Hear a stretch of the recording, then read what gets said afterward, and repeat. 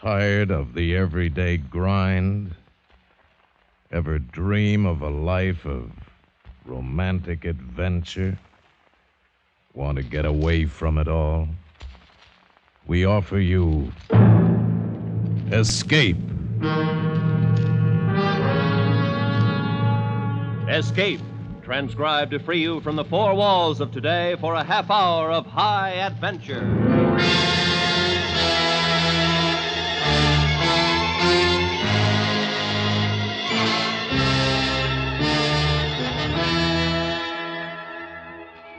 You are lost in the trackless wild of the Irish moors. Your only companion, a beautiful gypsy woman. And you know that somewhere in the dark behind you, searching every foot of ground for you, is the giant of a man called Charon, who plans to take your girl and at the same time take your life. Listen now as Escape brings you John Dehner's story, Benscilina and the Fisherman.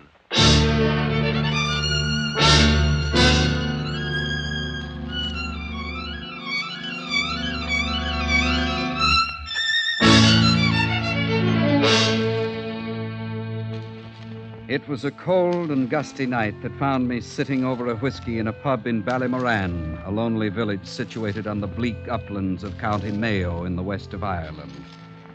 I had come over from London for a fortnight of trout fishing, which I'd been told was excellent in these parts. As it was late and the pub deserted, I was questioning the proprietor, one Hackett J. O'Cool, about the lakes and streams nearby. He was a little man, all mustache and eyebrows, and a bowler hat pulled down over his ears, industriously polishing the glasses behind the counter. And through life unblessed we hero. So, you're here for the fishing now? Yes, I've been told it's excellent here. Oh, that it is, that it is. Losing all that made life dear. Well, where would you suggest I make a start? Well, now, that's hard to say, hard to say. You might try the Rills of Kildenny. The Rills of... No. Think it over twice. You'd be better off in the loch. Well, where's that? Yes. That'll be the best, I'm sure, for a stranger. The loch. Where is the loch? Loch Dunall is only a mile to the east. But that's by going straight up. To get there, you have to walk around the mountain 5 miles, and... Oh, there's no road, and No.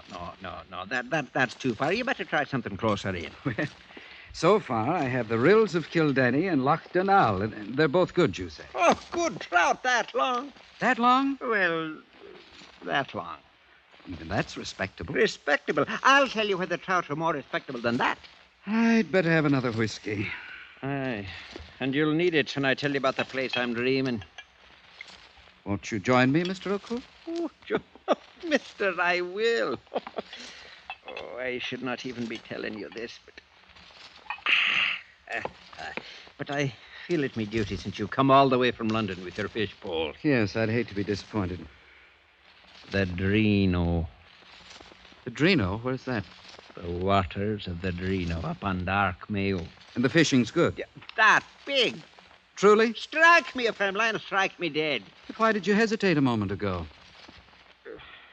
It's because, well, Dark Mayo. What is Dark Mayo? Oh, the loneliest moor in all of Ireland, north or south, stretches from the mountains to the sea and cursed with a loneliness that keeps all living things away. Where do I find this place? All except for the gypsy folk. Last year, before he went mad, Podri Slogan told of seeing the black Romany dancing among the spirits. People in the vapors with a wild fandango they were. Mr. O'Cool, how far is it? With burning and flames. How far, Mr. O'Cool? Not far. Not far. But you'd be lost forever. Oh, come now. I'm sure the wee folk won't make off with a harmless fisherman like me. How do I find this Dark Mayo and the Drino? When through life unblessed we rove, I'll tell ye.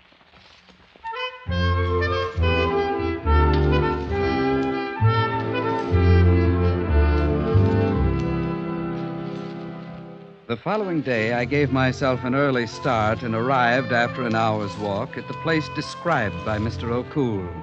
Dark Mayo and the waters of the Drino. It was a cheerless expanse of ancient rock and wild gorse, shrouded over with lifeless tatters of mist or vapors. I could readily understand the natives' reluctance to set foot on this bleak ground.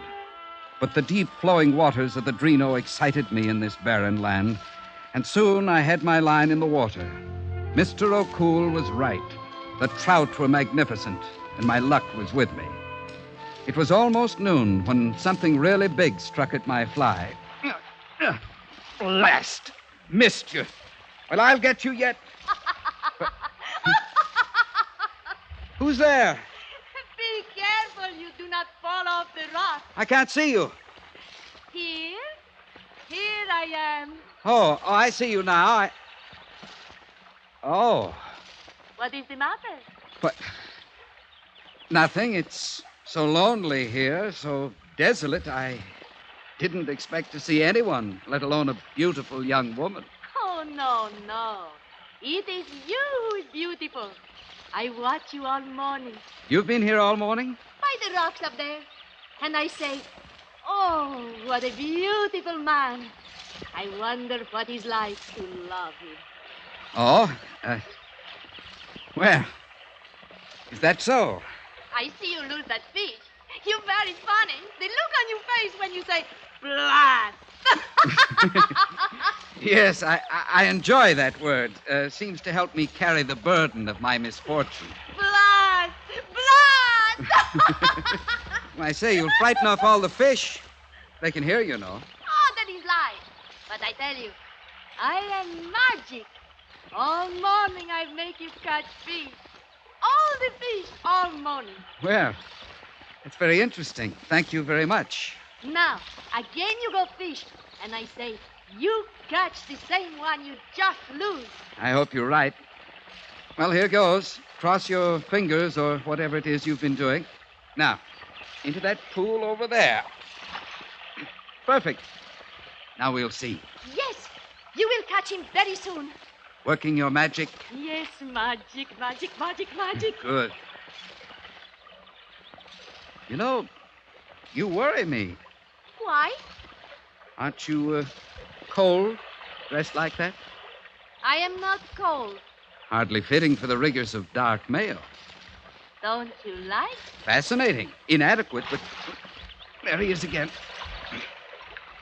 Got him. You see, the magic works. He's a fighter. I'll have to work closer to him. Oh, be careful that rock you step on. Now, boy, I've got you now. I've got you. He's slipping. The rock. Oh, I help. I'm all right. I can just.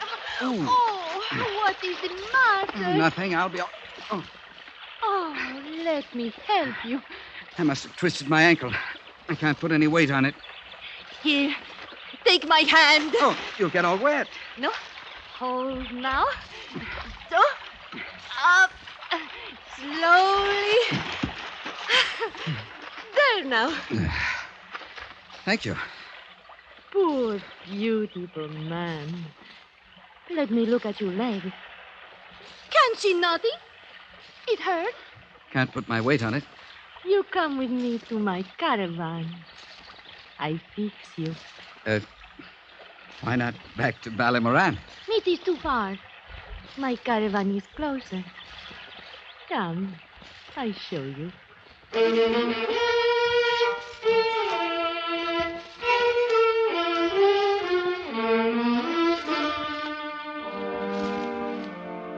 The camp of the Gypsies lay in a sheltered pocket of ground surrounded by great boulders and the never-ending scrub of Dark Mayo.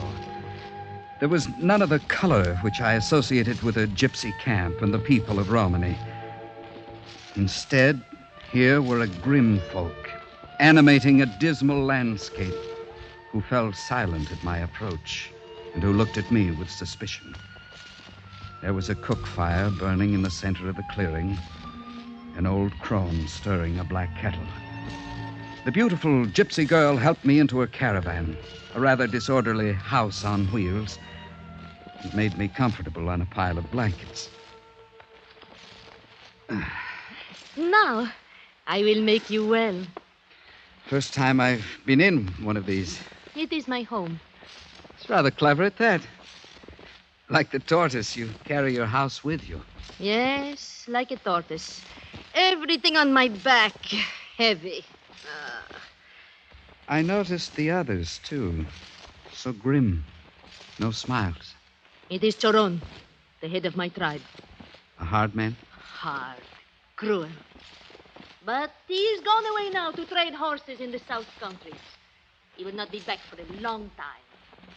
Oh, but let us not talk about him. Here, you lie back, and I will fix you. What is that? Magic? Hold on there. The last time you tried your magic, it broke my leg. Oh, no. My magic only catch you fish. Anyway, your leg not broken. Oh, I see. This is blood of my brother. Blood of you? In that bag? Oh, not real blood.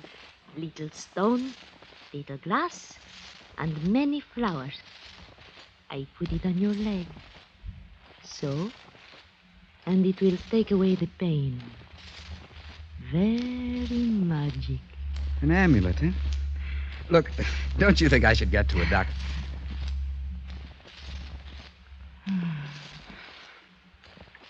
Why did you do that? You are beautiful. I like to kiss you. Yes. Does seem to help. You like to? I think we should try it again, just to be sure.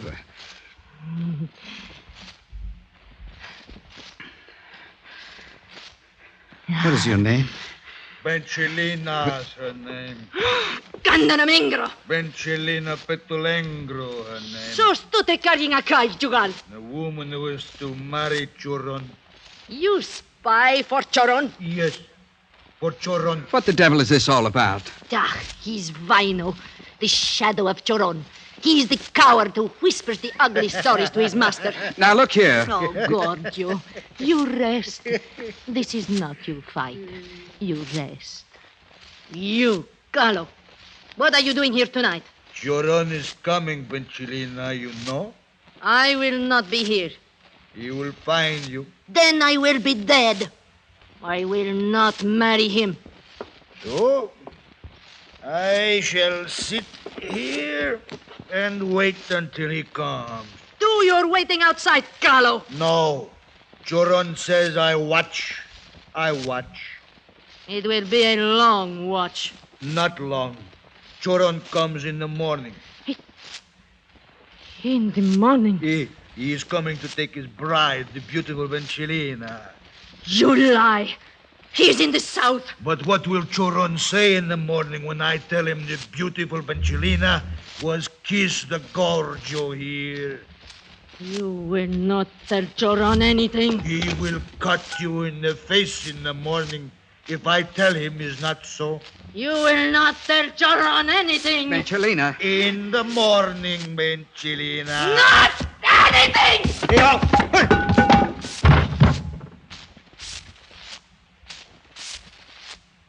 Vino? Vino? Wait. Let me look at him. What? Gave him a good one, all right. Is he dead? No. No, but what happens now? We must go. You and me. Why? Because of this Choron? If he find us here, he kill you and he kill me. Now is the time to run, to hide. Come.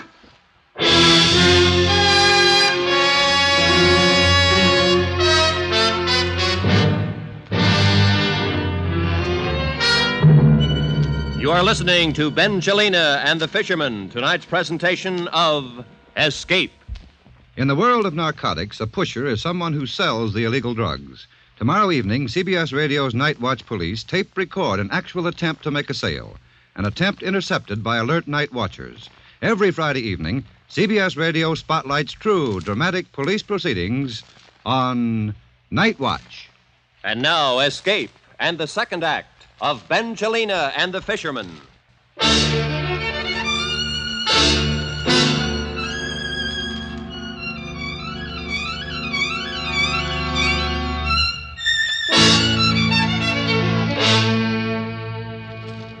Vino lay unconscious on the floor of the caravan. There was a sickly pallor to his face, and as I looked at his still form, a wild thought came to me. What if he's dead? Not unconscious, but dead. And the name Charon took shape in my mind as something to fear. That maybe the coming morning would bring me to disaster. Suddenly, I found myself drawn into the conflict as surely as though it were myself had struck Vino. From now on, I knew my fortunes were with the gypsy Benscilina. And so we fled the gypsy camp.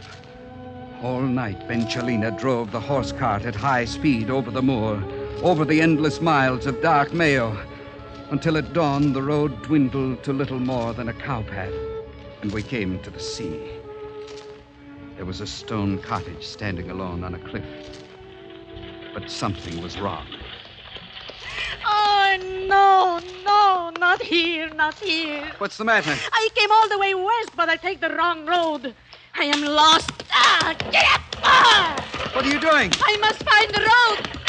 But you're going back. I must find the road. It's suicide. We can't go back. Charon is following. Give me the reins. No. Give them to me. No, I Give them. No. Ho! Now be sensible. If we go back one step, we'll walk right into Charon. He can't be far behind. We'll find some other way. We'll go back to that cottage and ask. Yep.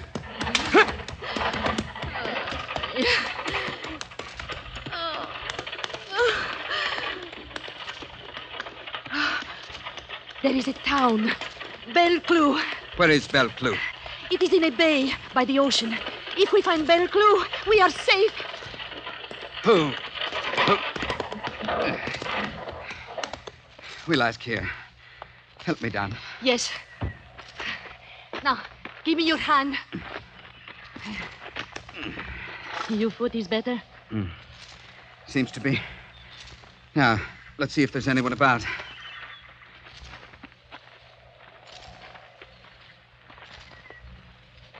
Hello? Anyone here? Hello? Let's look inside.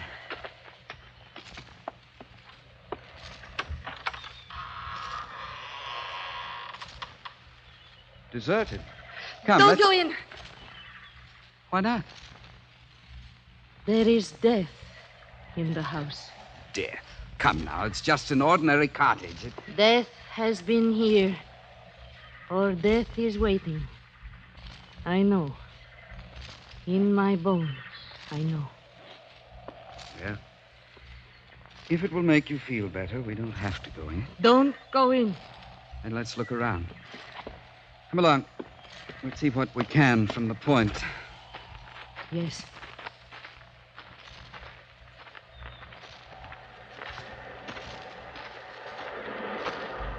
There you are. The ocean. It makes me afraid. The waves, the water. We're so high. You're afraid of many things. The Romani are afraid of the great oceans. Good. Maybe that will keep Charon away. Ah, not Choron. He will follow anywhere we go except... Wait. Look. What? Over there. The bay. Where? No. Farther along the coast. See? The town. Oh, yes. Bellclue. I know it is. The town you were looking for? Yes. But see, there is no road along the cliffs. No way to reach it from here without going back. We can't do that. Wait a minute. I have an idea. I'll go down to the water. Maybe there's a boat that belongs to this cottage. If I find one, we can make our way around the point and cross the bay to Bellclue. You stay here and keep watch. I'll be right back.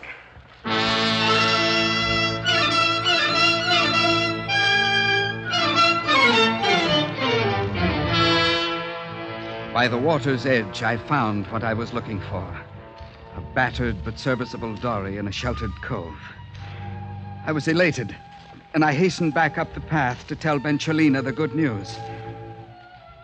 When I reached the top, I called to her. There was no answer. I looked out across the moor, but Benscilina was nowhere in sight. I became alarmed and increased my pace, calling to her again and again. Still, there was no answer.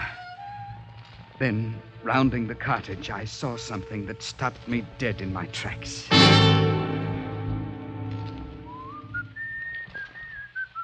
There in the sun, sitting on a stone wall, swinging his legs back and forth, was a man. A swarthy man with a handsome, pockmarked face. He was whistling a tune. When he saw me, he stopped and smiled. Sir, good day. Then he beckoned to me with the gun he held in his right hand. Please, come here. Oh, I am so sorry. Your leg, yes, they told me you injured it. What a shame. You must be... Choron the Kangalan. I believe you have heard of me. I've heard of you. Far enough, stop there. Now let me look at you. I know it's right. You are handsome.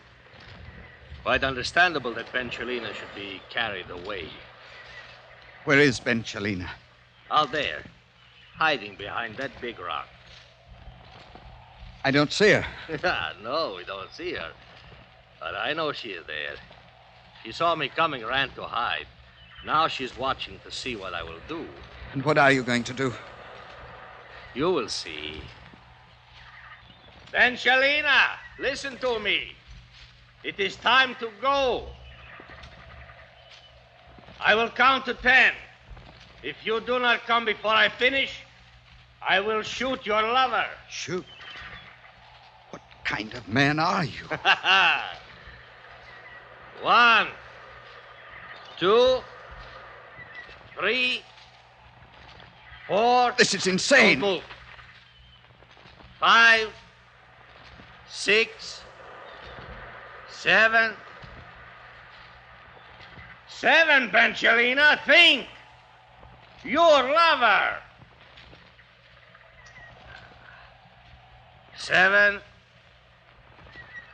8. There she is. Good. Very good. Very wise, Benscilina. Hurry now. It's time to go back. Hello, Romani Chief. You are still beautiful. Too bad you are still beautiful. Look, I don't know what you're planning to do. Giorgio, don't say anything. It is all right. I will go back. Now, lover, we do not need you.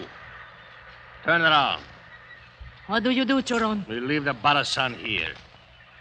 Around, I say. Oh, no, Choron! No! No!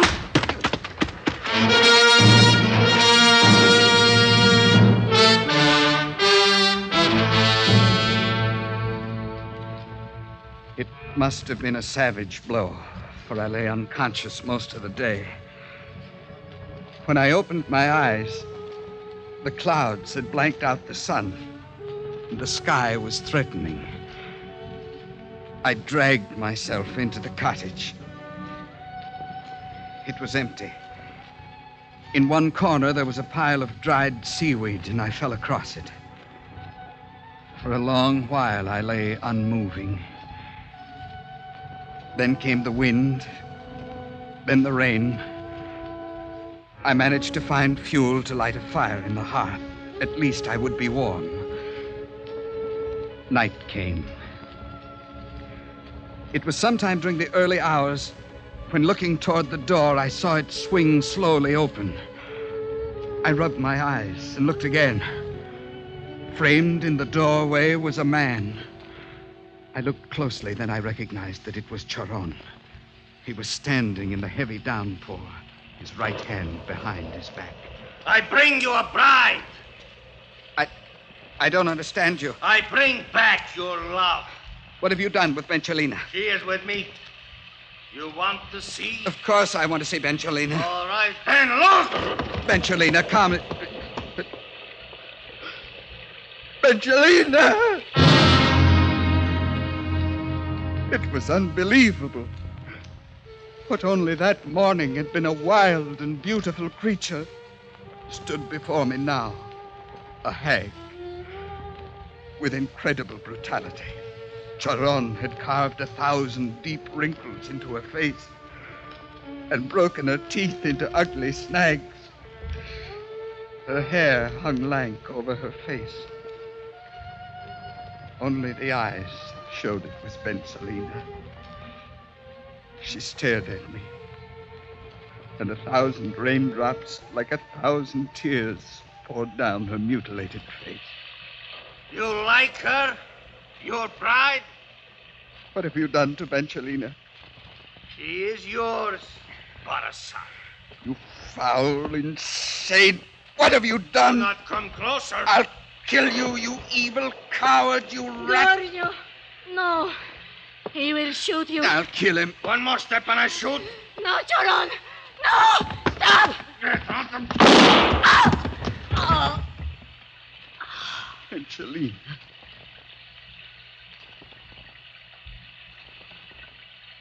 Give me that gun. Parasite! Take your hand.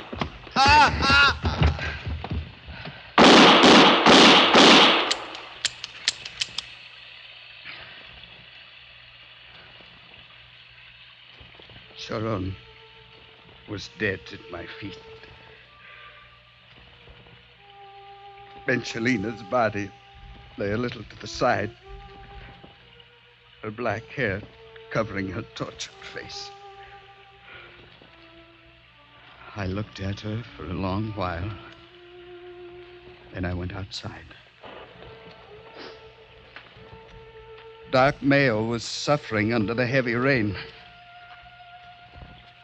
I walked down the path to the road, and then down the road.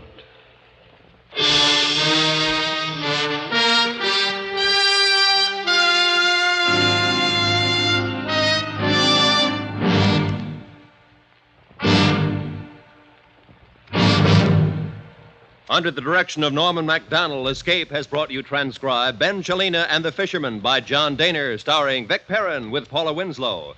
Featured in the cast were Parley Bear, John Dehner, and Lawrence Dobkin. Your announcer, Roy Rowan.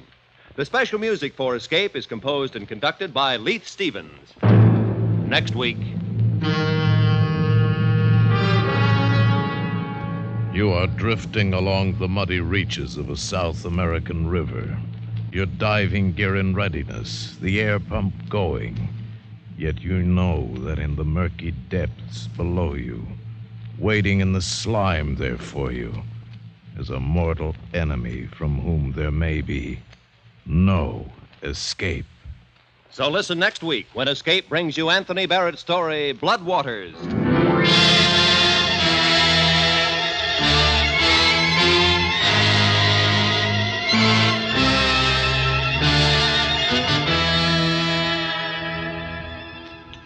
CBS Radio brings you the great news reporters of the CBS Radio newsroom, Edward R. Murrow, Lowell Thomas, Robert Trout, and a long list of familiar names for news.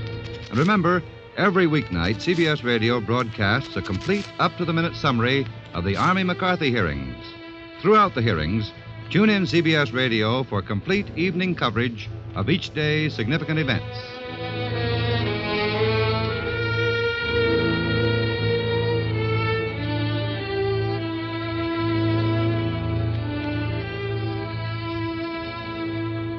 Listen for Robert Trout reporting on the news on the CBS Radio Network.